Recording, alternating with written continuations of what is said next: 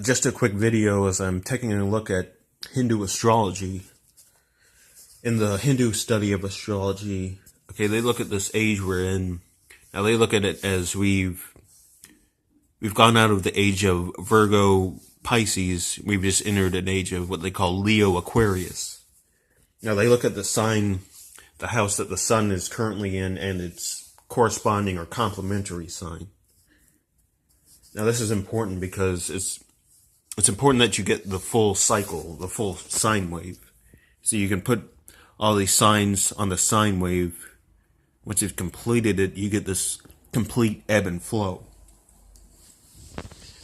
And you move through these ages. Now, in Hindu astrology, they call the ages the yugas. Okay, they've divided the zodiac wheel into 4 yugas. Okay, so you have the Kali Yuga, the Dvapara Yuga, the Treta Yuga, and the Sattva Yuga. And this is basically, it's the Iron Age, the Bronze Age, and then the Silver and Golden Age. Now these 4 ages or yugas, these have to do with what they call the 4 powers of Maya. Okay, you see it says each of the 4 yugas is described by ancient Hindu sages has a correspondence with one of the 4 powers of Maya. Now this is basically, so you have atomic form.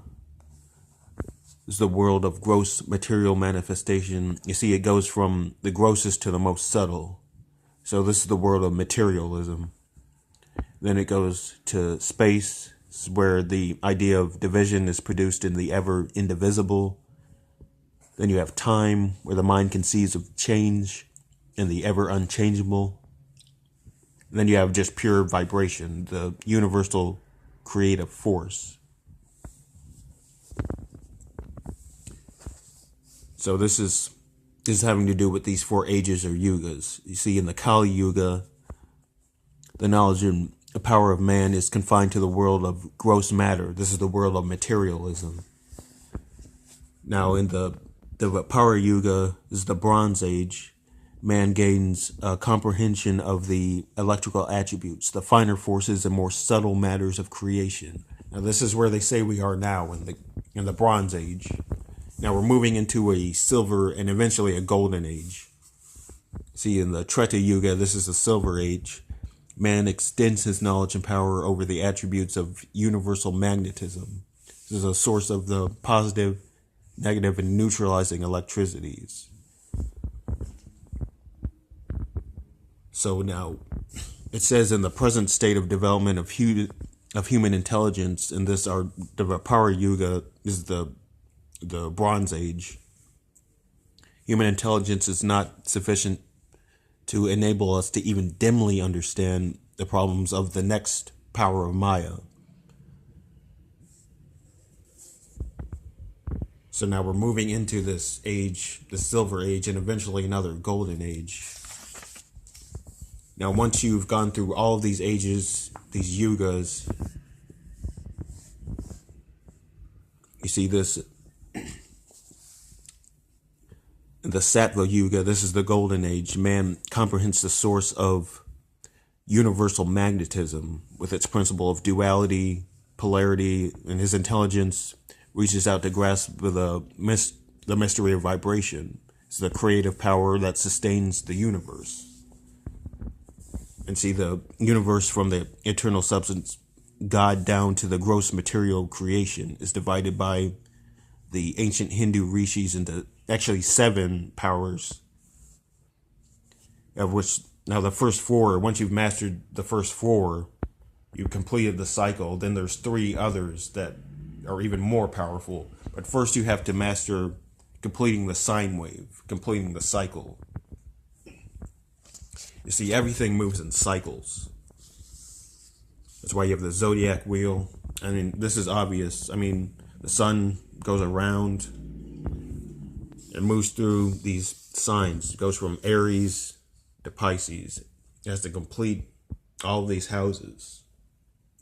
Now the sun is the collective conscious. Now as it's moving through all these signs, each of these have an importance dealing with your consciousness. Okay, so from birth, actually from conception to birth, when you're created, you're brought here by way of the sun.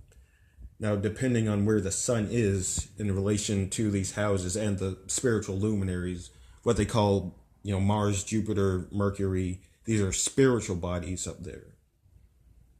So these houses, so you can look at, it starts in Aries.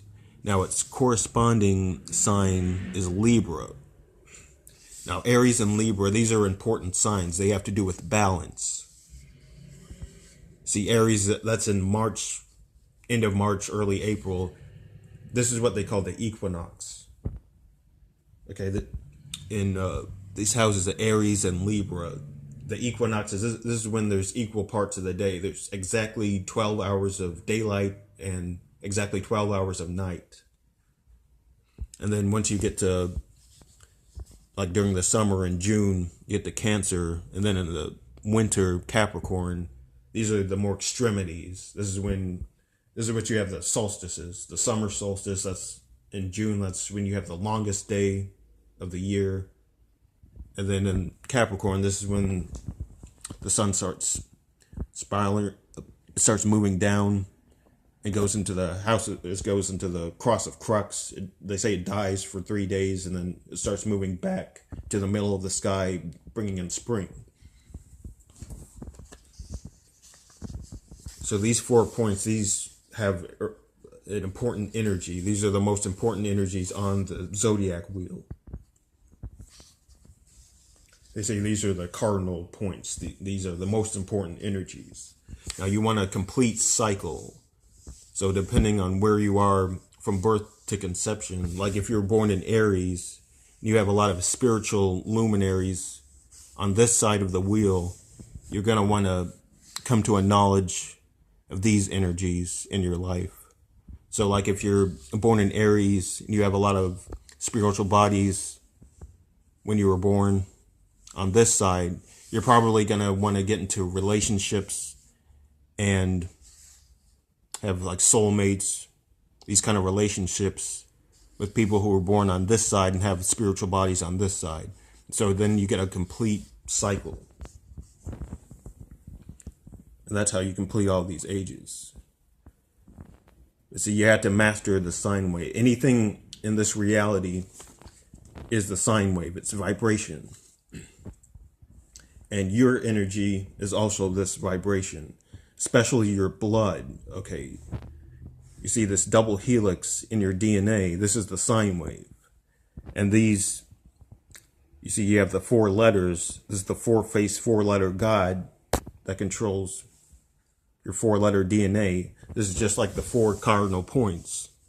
See, these are the 4 faces: Aries, Libra, Cancer, and Capricorn. So this gets into blood over intent. When you put your blood up with the 144,000, it's about completing the sine wave, completing the cycle. You see, 144,000, that's an important number. Like in Gematria, 144, see, it's been known to represent the Father, Son, and Holy Spirit. It's been known to represent completion or ascension. You see, the Father, Son, Holy Spirit. You see, this is the Father, the Son, and Holy Spirit. This is the 3 expressions of consciousness. So basically, with the 144,000 putting their blood up beside each other, beside your brethren, you're completing the cycle. You have people coming from different signs, born in these different houses. They're completing the cycle.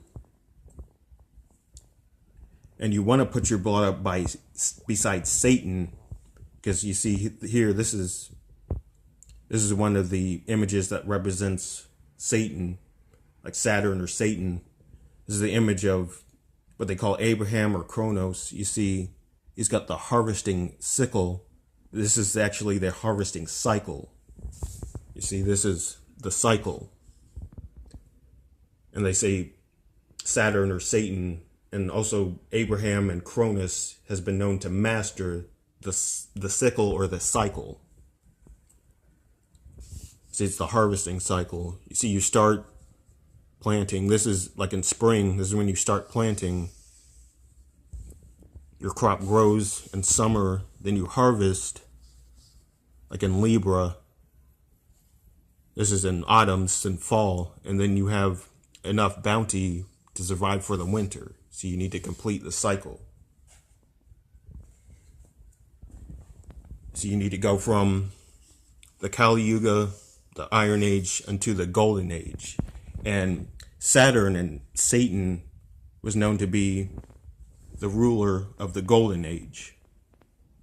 You see, Saturn, Roman god of the agriculture and the harvest, father of Ceres, Jupiter, Pluto, and Neptune, and ruled during the Golden Age.